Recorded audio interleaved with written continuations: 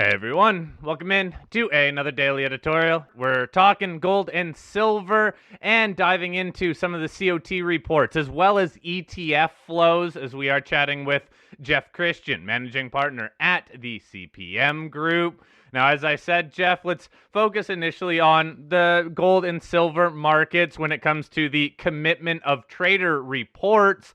Overall, what we've been hearing, and I think what we see in the reports, is general lack of interest when it comes to open interest for both gold and silver. I guess it goes to show just kind of the boring nature of recent price moves. And, well, the stocks continue to be very much unloved. So it's that whole Western demand just not being there. Jeff, in terms of those commitment of trader reports for gold and silver, what stood out to you? Well, yeah, silver is much more negative in terms of the COT than gold right now. And if you look at the silver, you're almost at virtual flat, with institutional investors having liquidated a lot of their silver positions and also built up their longs. But, to be fair and honest, if the peak gross long position on silver futures and options was like around 650 million ounces. And that was back in like 2018, 2016 or so. And that was mostly on the short side.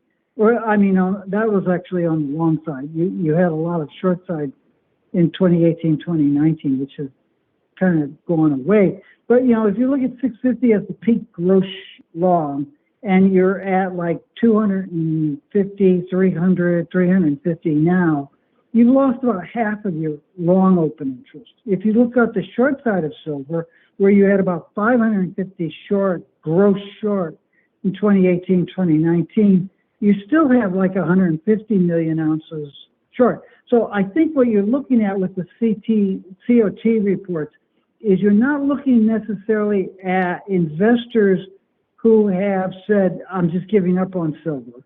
What you're looking at is investors who say, my computer can't give me a quantitative, price-driven, momentum-driven argument as to whether I should be long or short. So they've lightened up on both sides, and as a group, institutional investors are kind of neutral on silver, waiting for direction. Now, in gold, you've got a similar situation, but there's still like 15, 20 million ounces of net longs in the gold. So there's still a proclivity to be long gold in the futures and options market, where that's kind of disappeared in the silver market. Well, Jeff, you made the point a number of times on our show that as far as supply demand in the metals, either gold or silver, that there's a lot of forces at work, but really the biggest thing that moves the pricing is the investor demand at the periphery. And so with those comments on the CoT reports and looking at the ETF inflows, what is your big picture take on investor sentiment around the edges of pricing? It's, as I said, with gold, there's a proclivity to trade it on the long side. And you have to be careful with the ETF data because, especially with gold, you've got ETF investors are different from physical gold investors. And one of the things you've seen over the last 2 years is that you've seen a reduction in gold ETF holdings, even as investors have been buying a fairly strong amount of metal in the physical market, coins and bars. And actually, just looking at the data, the net sales in ETFs go back 3 years. And what you're seeing there, I think, is not so much bearishness on gold on the part of ETF investors as concerns about counterparty risk with ETFs. Because what you've seen is, again, 3 years of net reductions in ETF holdings, and they're still very substantial, but they have come off. We're still talking about large amounts of gold held in ETFs, 120 million ounces or so, but it has come off because investors have been worried about counterparty risk. They want to own physical gold and they want to have direct access to physical gold. They don't want to have to worry about financial intermediaries who operate or manage or administer the ETF having financial problems. They want to have direct exposure to gold. And that, in turn, reflects concerns about the financial system's stability and risks that you could have financial crises that you see, and you see gold investors talking about that.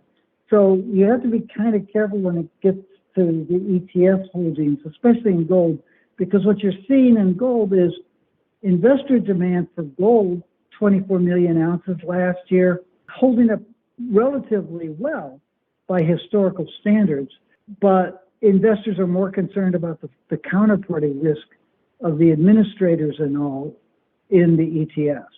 In silver, it's a much more bearish story across the board. So you have investors have continued, I guess, to buy ETFs in the silver, but it is down from where it was. And that is in line with the lower net long position and gross long position that you're seeing in the futures market. So shorter term investors have been more bearish on silver than they have been on gold.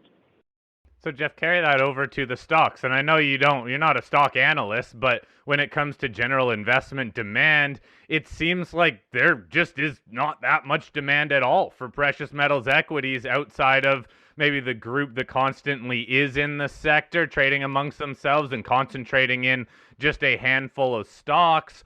Why aren't investors, if they do tend to like maybe the long side of just gold, why aren't they going down into the stocks? Well, I think there's several factors that have nothing to do with gold and silver mining per se that have just caused a lot of institutional investors and retail investors to walk away from individual stock ownership. So they're much more interested in stock ETFs and indexed funds rather than in trying to guess which mining company is the better mining company. And the problem there is that those index funds and ETFs only have the largest cap mining companies. So these smaller mining companies and smaller cap mining companies and exploration and development and pre-development companies, they are being basically ignored by retail and institutional investors.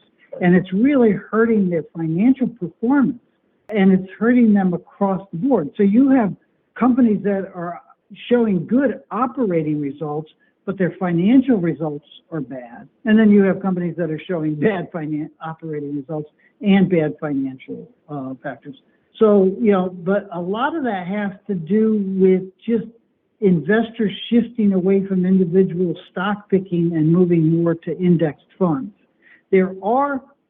On top of that, there are factors related to mining and specifically precious metals mining, but you're also seeing it spill over into, say, copper and nickel to some extent, where you have investors who are disenchanted with the mining sector, or they're moving away from mining because they see it as somehow or other being environmentally negative, or they are just tired of the poor performance, or they had bought a lot of these stocks because they expected the prices to rise sharply in the case of gold and silver. And even though gold's at a record price, they're disenchanted because it's not $8,000 an ounce the way some of these gurus on the internet are talking about. So there is disenchantment on it. In the stock industry, the stock market, the shares of the mining companies has really been hit and hurt by that disenchantment. Yeah, Jeff, there is a fair bit of disenchantment out there, and it's hurting the sentiment in the sector with the precious metals. There are two other metals that people do include with the precious metals, platinum and palladium, and we continue to get a lot of questions about it. I know you just released your outlook out to 2050 on platinum and palladium. I thought maybe we could work that in, Jeff, just some general comments on how you see the setup with platinum and palladium. It's interesting because in the platinum and palladium industry, the key dynamic to pay attention to is a long-term dynamic, and you're seeing lower demand for PGMs in the auto emission catalysts, and that's the major use for platinum, palladium, and rhodium. And with the growth in electric vehicle sales and purchases and construction, you're seeing fewer cars that have ICE engines that burn petroleum fuel and base fuels. So you're seeing less demand for platinum and palladium from their main market, autos. But that decline in demand is in a race with a decline in supply. And you're seeing South African and other mining companies reduce the amount of metal that they're producing. In some cases because of financial constraints, in some cases because of operating problems. But the question is, which declines faster and sooner, supply or demand? And right now, demand is declining faster than supply. And so you've got additional supplies coming into the market. You don't have deficits in these markets. You have surpluses in these markets. And that metal's building up and it's weighing on the price. And that's probably going to continue for a year or two. Over the next, say, 3 to 5 years, you could well see supply decline more rapidly than demand for these metals, and you could see a period of somewhat higher prices. But, I think a lot of longer-term investors are looking at platinum and palladium and saying the glory days for these metals as direct investments is over. So there's a movement away from platinum and palladium on the part of investors, both long-term and short-term. Jeff, it almost seems like there's a movement away from metal stocks broadly, carrying over your platinum and palladium comments. What could change this? Is it simply just price environment taking off, or is there something else that we need to understand that maybe has broadly changed in the markets where investors have other options and they're not coming back? Yeah, I think it's a combination of factors, and that makes it much harder to have a diagnosis and to have a prescription for how to fix it. I did allude to it earlier. You've seen copper and nickel suffering in terms of prices, partly because they were overbought by investors who expected a much more rapid growth in copper and nickel demand because of the energy transition. And seeing that the energy transition overall is facing some headwinds, and that economic prospects on a shorter term basis may be cooling off, and that you've got, again, supply building up in these markets, and investors sort of saying, wait a second, I think I got too enthusiastic too early on these. And so you've had investor liquidation of long positions, copper and nickel specifically, because there's been this reevaluation as to how rapidly electric vehicles will replace ICE engines and how rapidly the overall energy transition and electrification of the world will occur. So I think that there's a reevaluation. You still have the stock promoters talking about this desperate future gap in copper and nickel supply relative to demand, but you have a lot of institutional investors and retail investors saying, wake me when it happens. Jeff, what about China? We all know how much China has been struggling and how big of a demand side they could be for metals, but look, they've been having a lot of trouble. Could China or another country help to support higher prices or more interest?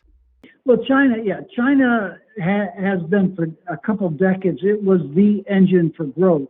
And when you started to look at, like copper or platinum or other metals, you would see that, they were growing in terms of their percentage of total demand, but that a lot of the growth in global demand was in China. So you might have seen China, move from 10% to 20% to 40% of global copper production demand, for example. But the growth in Chinese demand for a given metal was even a greater percentage of total growth. And China has stumbled over the last 4 or 5 years, and it continues to have a number of issues. If China got its house in order, or it could become the engine for growth. The other big place for growth is India, but India has a very sloppy government, and it tends to get in the way of capital formation and business in India. So while it's doing better these days, it could do even better if it got its political house in order.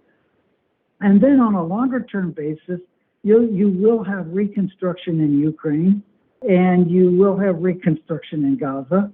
And Russia, if it ever stops its war effort, will probably have, you'll probably see a fair bit of capital investment in non-military applications. So you could see a variety of countries showing stronger demand, but there are a lot of headwinds in each of those countries right now.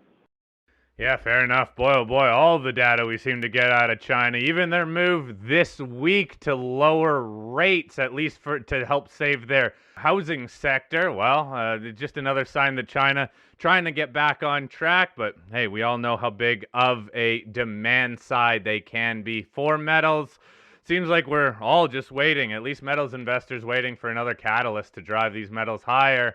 Right now, we're very much stuck in ranges, and many of them well off their lows, but still just not that excitement. Same goes for a lot of different sectors, though. Jeff, thank you for your time. I'll post a link to the CPM Group. We'll chat again next month. I hope you have a great rest of your week. Take care.